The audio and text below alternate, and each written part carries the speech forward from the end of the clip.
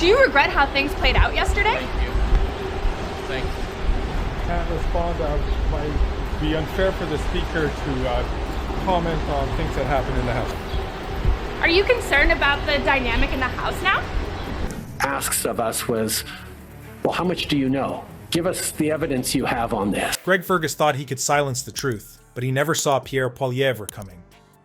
In a shocking confrontation that left the speaker shaking, Poilievre exposed the ugly reality of censorship in our parliament. You won't believe what happened next as Fergus melted down, realizing his power play had backfired. This is the moment that ignited a nationwide uprising against the silencing of our voices. Greg Fergus's reign of silence in the House of Commons has reached shocking new heights.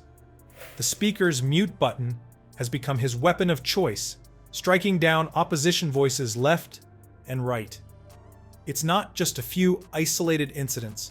Fergus has silenced MPs a staggering 12 times during critical debates. The once dignified chamber now resembles a chaotic circus, with Fergus as the ringmaster wielding his mute button like a whip. But here's where it gets really interesting. Fergus isn't just randomly cutting off speakers, he's strategically choosing when to silence the opposition, and it always seems to happen at the most crucial moments. Just as an MP is about to deliver a knockout argument or reveal damning information, bam, their mic goes dead. And who benefits from these convenient interruptions? None other than Justin Trudeau and his Liberal allies. The frustration among opposition MPs is reaching a boiling point. You can see it in their faces, the barely contained anger as they're cut off mid-sentence. The tension in the air is so thick you could cut it with a knife. It's like a powder keg just waiting to explode. And trust me, that explosion is coming. But before we get to the fireworks, let's talk about what Canadians think about all this. A recent poll showed that a whopping 78% of Canadians believe free speech in Parliament is under threat. That's right, more than 3/4 of the country is worried about the very foundation of our democracy crumbling before our eyes. So, the stage is set. On one side, we have Greg Fergus, drunk on power and silencing anyone who dares to challenge the Liberal narrative. On the other, we have a nation of Canadians growing increasingly alarmed at the erosion of free speech. And in the middle, Pierre Poilievre, the people's champion, preparing to take on this mute, happy tyrant. As Poilievre rose to speak, you could hear a pin drop in Parliament. The tension was so thick, you'd need a chainsaw to cut through it. Everyone knew they were about to witness history, but no one could have predicted the political earthquake that was about to unfold. That we ask questions in the question period to make government accountable. And at that point, it was primarily intelligence, not hard evidentiary proof. Poilievre stood tall, his eyes blazing with determination.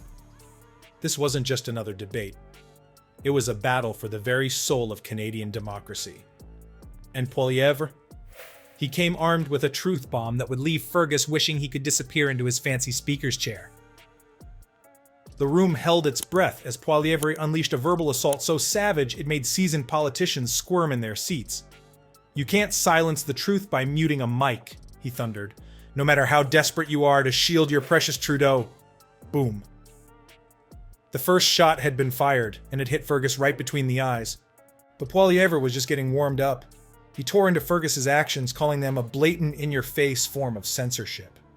It was like watching a master surgeon dissect Fergus's behavior, exposing the rot at the core of his speakership for all to see. As Poilievre's words echoed through the chamber, you could see the color draining from Fergus's face. The man who thought he held all the power was suddenly realizing he was naked before the nation, his partisan bias laid bare for all to see. But the real shocker?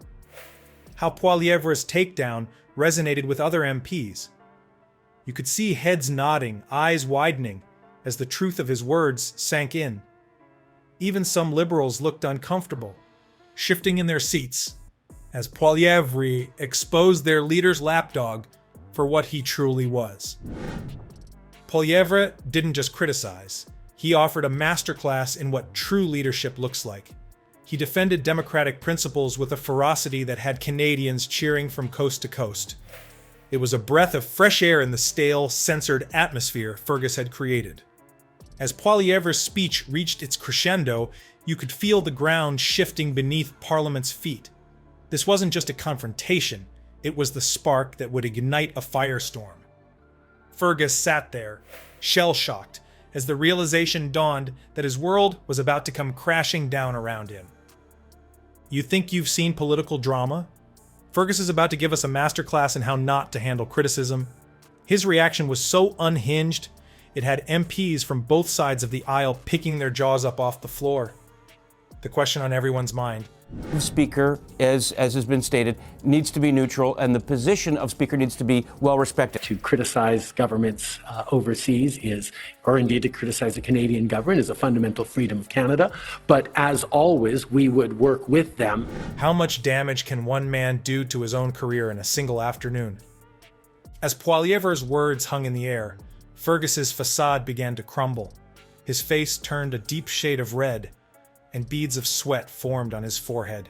The once confident speaker was visibly shaken, his hands trembling as he gripped the edges of his desk. It was like watching a train wreck in slow motion.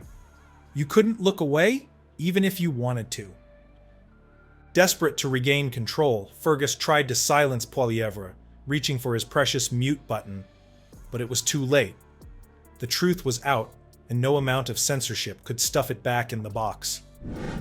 As Fergus fumbled with his microphone, trying to interrupt, his voice cracked and wavered. The man who once silenced others now couldn't even control his own voice. The reaction from other MPs was nothing short of explosive. Conservative members cheered and pounded their desks, while even some Liberals shifted uncomfortably in their seats. You could see the shock on their faces as they watched the Speaker of the House unravel before their eyes. It was like they were seeing Fergus for the first time, and they didn't like what they saw. Liberal allies tried to come to Fergus's rescue, but their weak defenses only added fuel to the fire.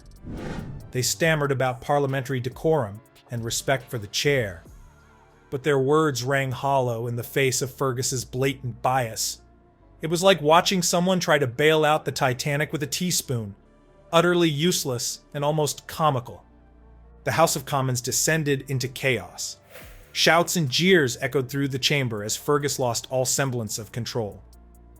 MPs from all parties were on their feet, some defending Fergus, others calling for his immediate resignation. The once dignified Parliament had turned into a political boxing ring, with Fergus taking hit after hit. He'll have to referee a House of Commons where nearly half the MPs have lost faith in him. And Six for Justice have been communicating with the Prime Minister office for the last 2 to 3 years. But here's the kicker. Every attempt Fergus made to defend himself only proved Poilievre's point. His meltdown was the ultimate evidence of his bias and inability to remain impartial. The more he raged and sputtered, the more he exposed his true colors for all of Canada to see. The shocking incident that pushed Fergus over the edge? It was Poilievre's brutal reality check. A truth bomb so powerful it shattered Fergus's carefully constructed facade. Poilievre had exposed the rot at the heart of Fergus's speakership, and there was no coming back from it. Remember that gentle breeze we mentioned earlier? Well, it's turned into a full-blown hurricane of public outrage. Fergus's meltdown was just the spark that ignited a nationwide firestorm. Trudeau's government is now facing a shocking 5% drop in support in just 3 months, and that's only the beginning.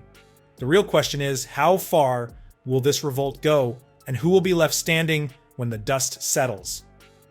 Canada has erupted in a frenzy of activism that's leaving politicians quaking in their fancy leather shoes. Social media is on fire, with millions of tweets and posts condemning Fergus's actions. It's like someone flipped a switch, and suddenly everyone's a political warrior. Ordinary Canadians who've never lifted a finger for politics before are now storming MP offices and organizing massive rallies. The fight for free speech has gone viral, and it's spreading faster than a cat video on TikTok. But here's where it gets really juicy. A petition demanding Fergus's resignation is exploding like a volcano of public anger. Signatures are pouring in faster than Trudeau can say carbon tax. And it's showing no signs of slowing down. It's like the entire country has decided to give Fergus a one-way ticket out of Parliament. And Poilievre? Oh boy, his popularity is skyrocketing faster than a SpaceX rocket. His fearless stand against censorship has turned him into a bona fide Canadian hero. People are calling him the champion of free speech, the defender of democracy, the man who dared to speak truth to power. It's like he's gone from politician to rock star overnight. Trudeau has consistently sided with the Islamic Republic of Iran, even after they murdered Canadian citizens, is incredibly hostile towards India, incredibly hostile towards Israel. We returned to Canada, and it was obvious that the Indian government response, particularly through the media, was to instead attack Canada. But while Poilievre's star is rising, Trudeau's is falling faster than a lead balloon. His approval ratings are in free fall, and his supporters are jumping ship like rats from a sinking...